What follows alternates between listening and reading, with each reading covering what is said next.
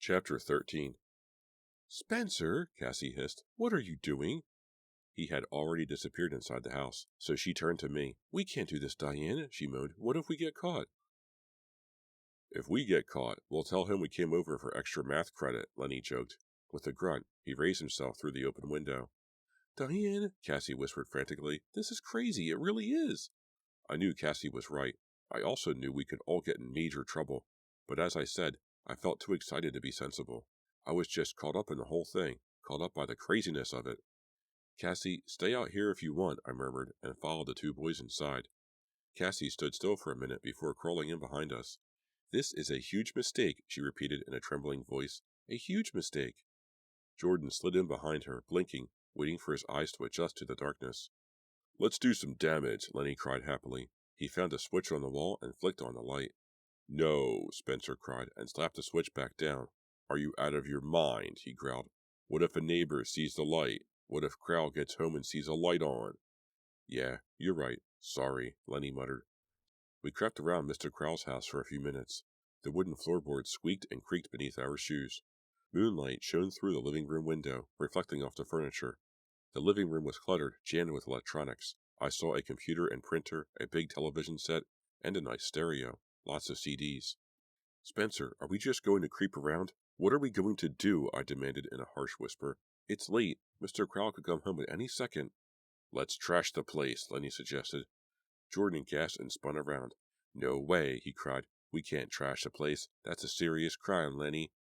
"I have a better idea," Spencer announced. "Let's just move a few things around."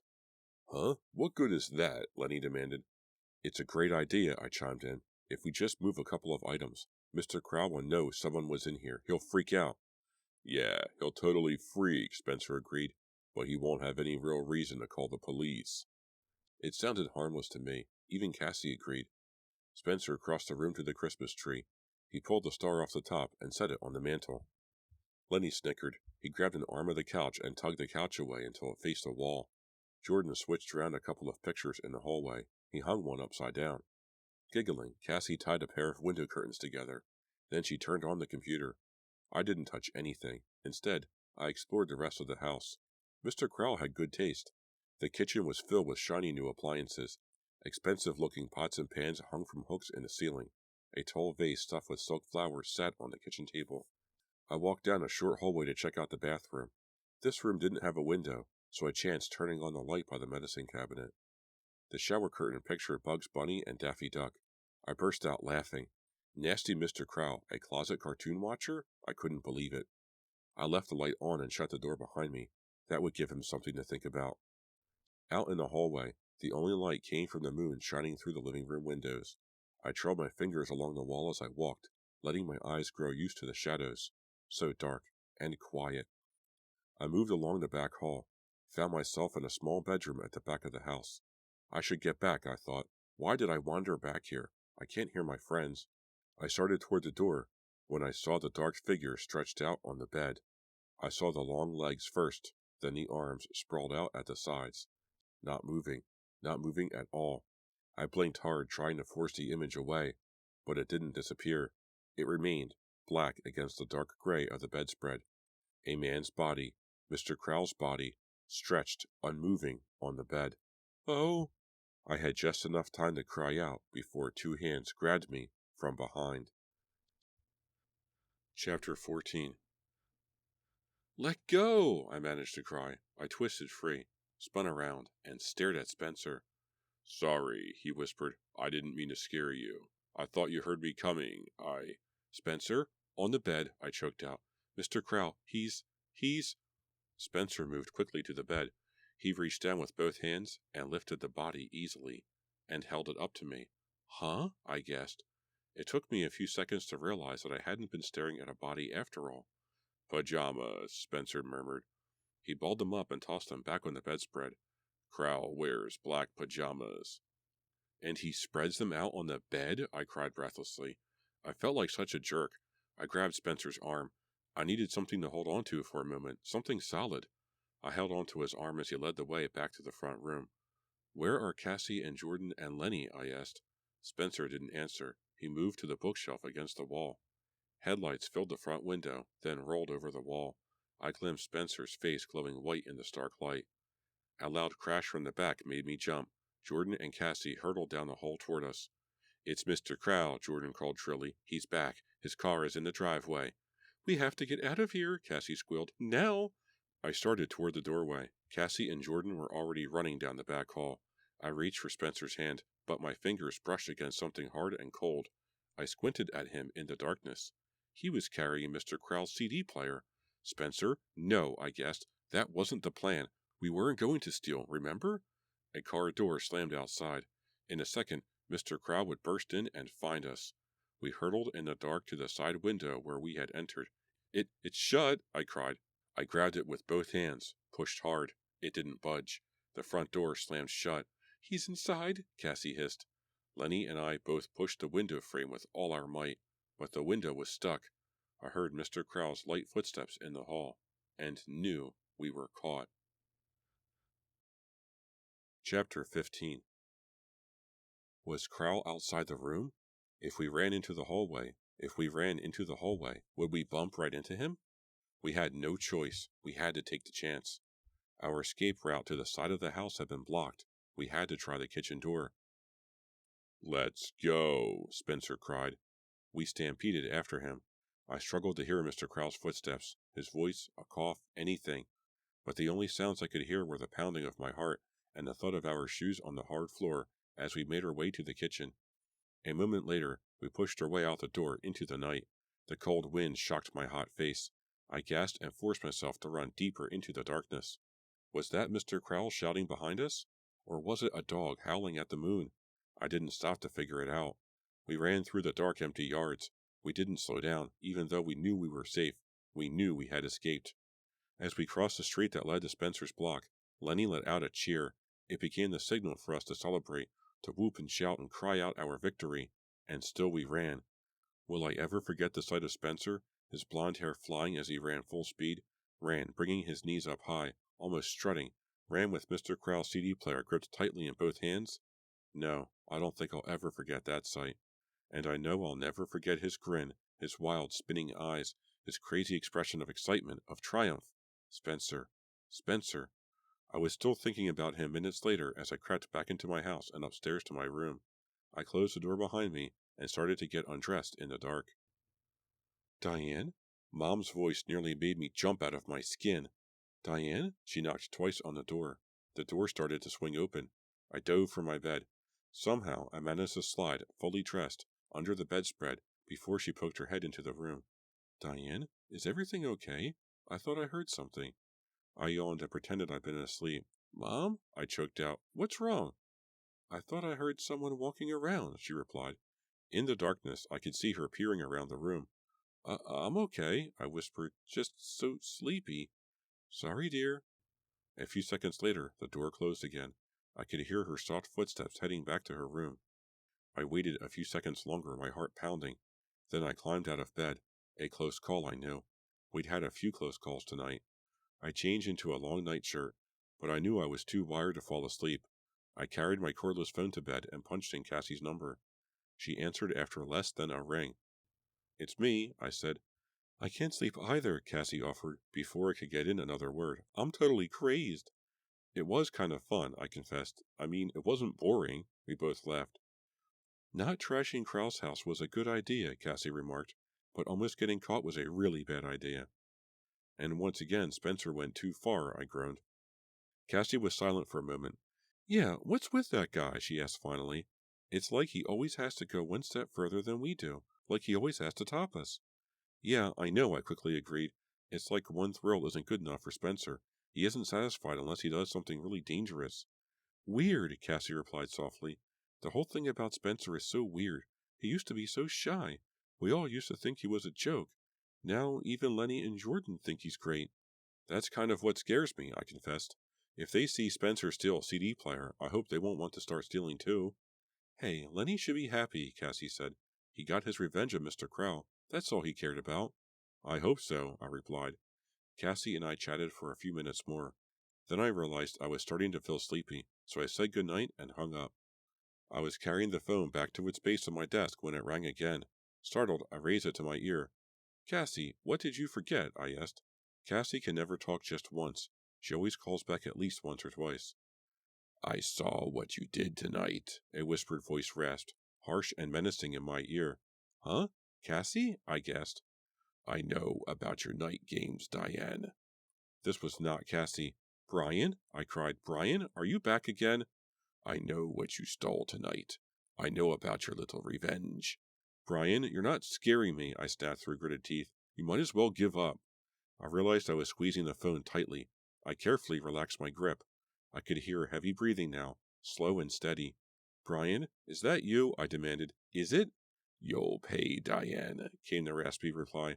"You're going to pay for what you did." Chapter 16. I turned off the light and huddled under the covers. I stared at the ceiling, at the walls, at the phone. I didn't sleep all night. The next day I dragged around school like a zombie, but the bell for fourth period woke me with a start. Fourth period, Mr. Crowell's class. I walked toward the room, wide awake with pure fear. I thought of going to the nurse's office and pretending I felt sick, but I couldn't desert Jordan, Cassie, and Lenny. I reached the room as the last bell rang. Everyone else had taken a seat. I clutched my books to my chest and quickly found my seat. Mr. Crowell's tiny black eyes were fixed on me. Any second I expected him to shout out my name, to accuse me in front of everyone of trashing his house, to accuse the four of us. But he didn't say a word, just stared at me coldly. My hands trembled as I opened my notebook and looked up at the board. Mr. Crowell turned to the board and began furiously writing an algebra equation. The chalk made a scratchy sound that gave me chills. I glanced over at Cassie. She chewed the top of her pen. Then she turned to me and, without making a sound, she mouthed the words, "Think he knows?" I shrugged. Just then, Mr. Crowell spun around and stared at Cassie. "Give me the next step in this equation," he demanded. Cassie shifted in her seat and cleared her throat. "Well, we don't have all day," he snapped. She mumbled some numbers, and Crowell wrote them on the board. "But I nearly caught you," he said to Cassie. "Didn't I?" Cassie sat up even straighter. She blinked, but didn't answer. Then Crowell stared at me again with his cold black eyes. I felt like an insect pinned to a dissection tray. My stomach clenched in a hard knot. Finally, his gaze moved to Lenny. Lenny stared right back at him, his arms crossed over his chest, his jaw thrust out. He didn't look the least bit nervous. Only I knew he was really freaked. Lenny has a habit of crossing his legs and shaking his foot when he's nervous. His foot was shaking so fast that his desk vibrated. Crowell moved in front of Lenny. A cruel grin twisted his lips. Then he asked Lenny for the next step in the equation. Cassie and I glanced at each other. Was Crowell baiting Lenny just to have more fun when he finally accused him of breaking into his house? Lenny stared at the board a long time. Crowell came even closer. He stared down at Lenny with his crow eyes. Finally, Lenny gave the right answer. Crowell turned away. What was Mr. Crowell thinking, I wondered? Did he see us in his house? Did he know who stole his CD player? Did he know who moved his stuff around? Maybe he was waiting until the end of class to corner us. What would he do? I could hardly keep still in my seat as I watched the big clock over the door. Each minute of class felt like an hour. I sneaked secret looks at Jordan, Cassie, and Lenny. Crowell droned on, scratching out more equations. Finally, the bell rang. I stood up slowly, weak in the knees. I gathered up my books. Everyone raced past me and rushed out the door. Mr. Crowell's eyes met mine. I dropped my math book. I always stuffed my graded papers in between the pages. The papers flew out of the book and scattered across the floor. I knelt down and frantically grabbed them. I didn't dare look up to see if Mr. Crowell was watching me. My hands shook as I picked up the papers. Then my science book fell, and more papers hit the floor. Crowell came over to help. "Diane, will you please stay for a few minutes?" he asked. "I want to talk to you." My heart missed a beat. I couldn't say anything. Mr. Crowell handed me my old assignments, and I stuffed them into my book. We were all alone. This was it, the moment I dreaded. He had seen me at his house. He was about to accuse me. Mr. Crowell strolled back to his desk. He leaned casually against it. "You're a good student, Diane." I stared at him as if he had gone crazy. I rubbed a finger across my top lip to wipe away the sweat. Thanks, Mr. Crowell," I mumbled. When would he get to the point? I was wondering how you're doing on your midterm project, he continued. Do you need any help? My midterm project? I couldn't even remember what my project was about. Relief flooded through me. No, Mr. Crowell, I said, trying to keep my voice from quivering. Everything is fine. I'm almost done. He smiled. Very good. You chose a difficult topic. I wanted to make sure you were clear on it. If you have any questions at all, please don't hesitate to ask. That's what I'm here for. I could hardly believe it. Since when was Mr. Crowell so considerate? Was this his Christmas spirit or something? Was it possible that he hadn't recognized us? I'll make sure I see you if I have any problems, I promised. Can I go now? He studied me for a moment and then nodded. See you tomorrow. I dashed out the door. My friends waited for me at my locker. They looked worried as I hurried up to them. Lenny reached out to hug me. Did Crowell keep you after? Lenny asked. I looked around and you weren't behind me. I dropped my book, I answered, and you guys ran out of the classroom so quick I was all alone with him. What did he say? Cassie asked. She bit her lower lip. Does he know? Did he say anything about last night? Jordan demanded. Not a word. I shook my head. He wanted to know how my midterm project is coming. Cassie drew a deep breath. Jordan let out a nervous giggle. I think the night games have to stop, I announced. Why? Lenny asked. Crowell doesn't know who broke into his house. He would have to come down on us if he did. Maybe he doesn't know now, I answered, but I'm afraid he's going to find out. Diane is right, Cassie said. He kept staring at us during the whole class. This isn't fun anymore. I want to stop too. Just chill, you two, Jordan scoffed. He doesn't have a clue. That's right, Lenny agreed. Every kid in school hates him. It could have been anyone. He's so mean it could have been his mother. Jordan chuckled. Even Cassie smiled. I didn't think it was so funny. These night games had started as harmless fun, something different, exciting, but now I didn't know where they were headed. Come on, Diane, lighten up, Lenny said, squeezing my arm. Then he glanced at Jordan. I could tell they thought I was acting like a wimp, but I didn't like what was happening. Shaking my head, I turned to my locker and yanked open the door. Someone called me last night after I got home, I told the others. Lenny's smile disappeared. His eyes narrowed. Who called you? He demanded jealously. I don't know, but someone knows what we did at Mr. Crowell's. The person threatened me. I'm not sure why I did it, but I turned my gaze toward Jordan. He frowned, and then he blushed. Weird. Jordan blushing? He never blushes. He glanced away.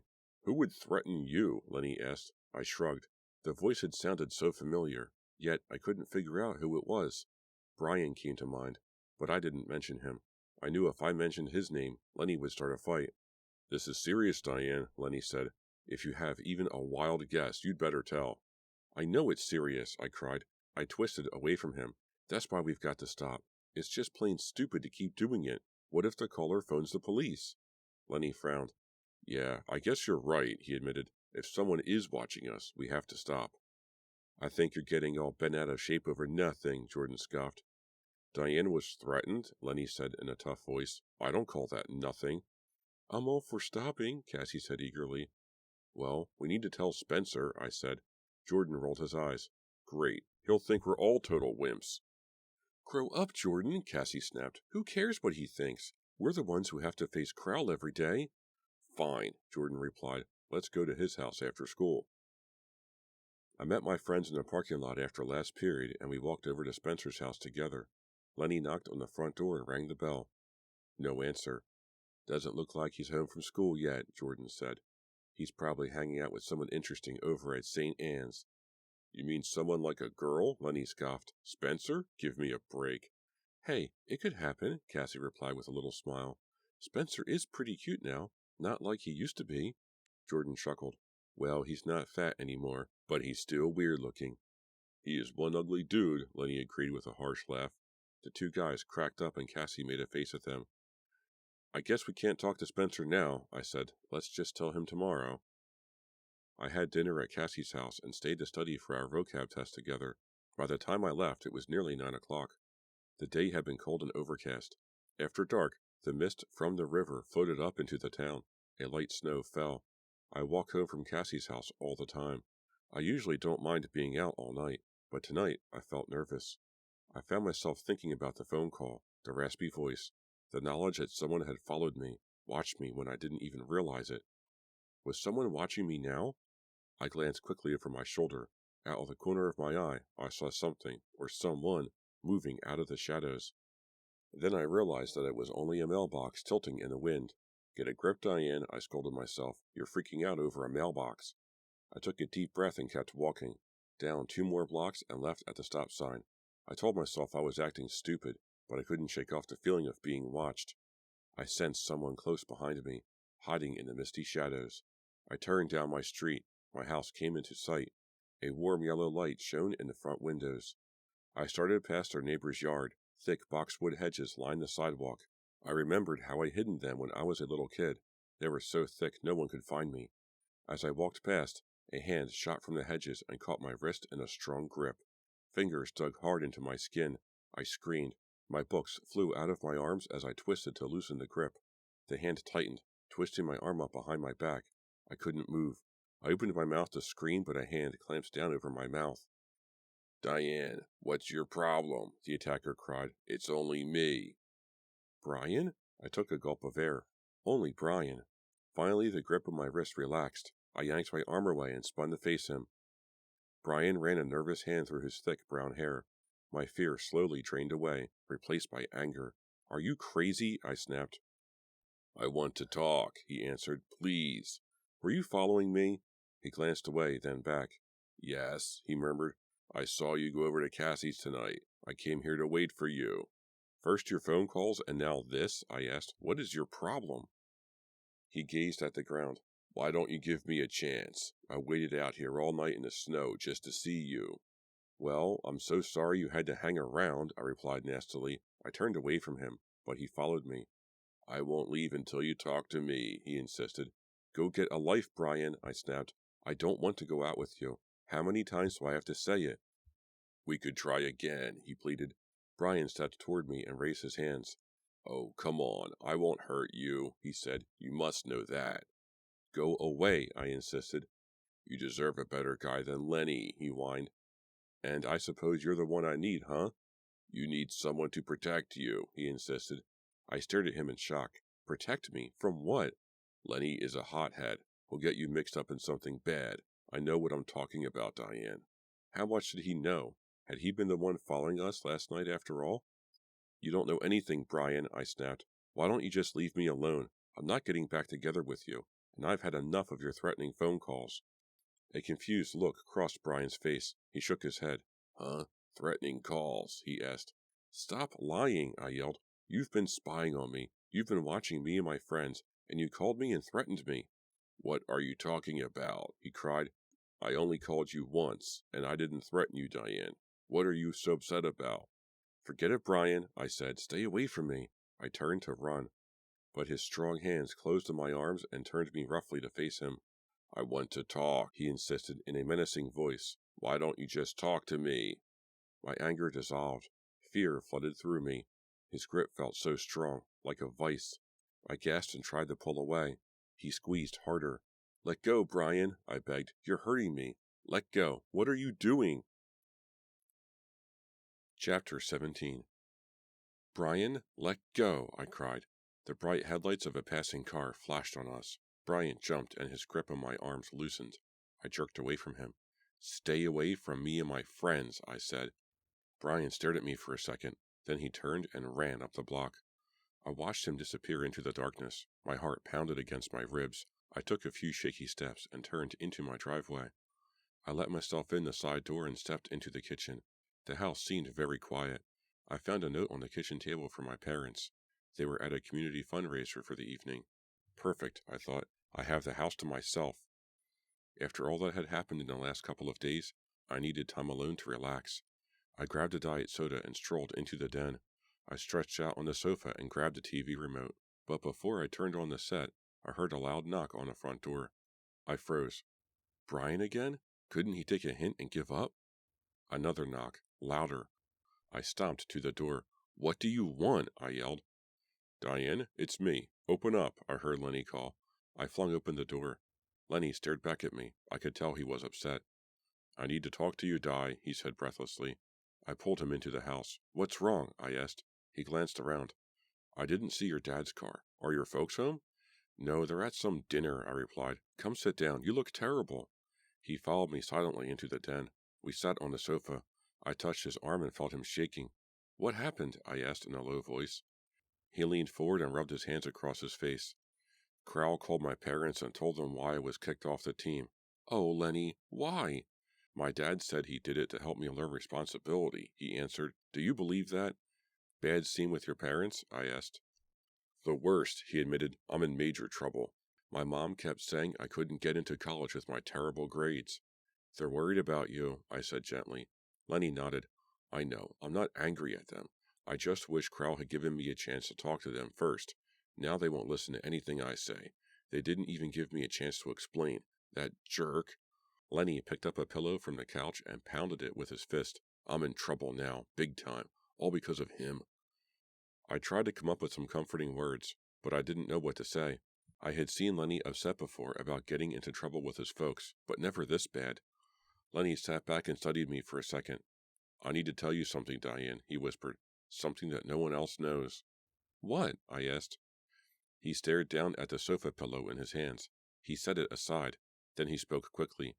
"I keep having these daydreams, horrible fantasies. I see myself beating up Mr. Crowell. On the way over here, I imagined that I ran him down with my car."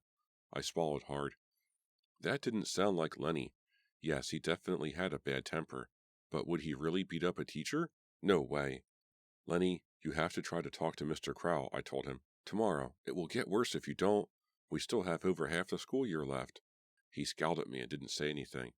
"Maybe he'll be reasonable," I continued. "He's not that bad." For a moment, I thought Lenny would answer me, but then the scowl returned and his gaze went blank. I knew he hadn't heard a word I said, so I did the only thing I could think of. I kissed him. He didn't react at first. Then his arms came up around my back. He pulled me close, hugged me tight. I felt him trembling. My heart ached to help him, but I couldn't do anything except be the one who accepted him the way he was. Lenny kissed me again. I felt him relax a little. Then a loud sound filled the room, pounding at the front door. I jumped at the noise. Lenny drew back. "Who could that be so late?" he asked fretfully. I shook my head and pulled away. "I'll be right back." I padded to the door. "Who's there?" I called. No reply. Brian, I thought. "Who is it?" I repeated sharply. Still no answer. A surge of anger filled me. I was sick of being scared. I pulled open the door.